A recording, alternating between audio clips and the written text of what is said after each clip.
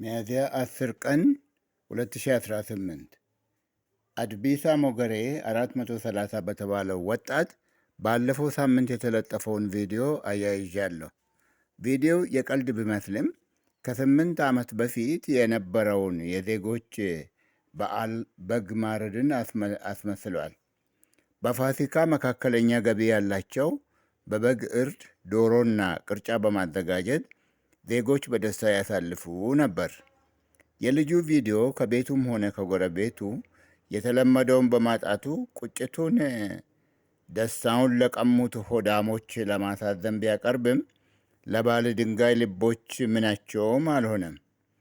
እኔን እያሳሰበኝ ያለው የበዓሉ ስጋ ሳይሆን በቀጣዩ የምንበላውን አተን ከኖርን ወደ መባላት መሄዳችን አይቀሬ ሆኗል።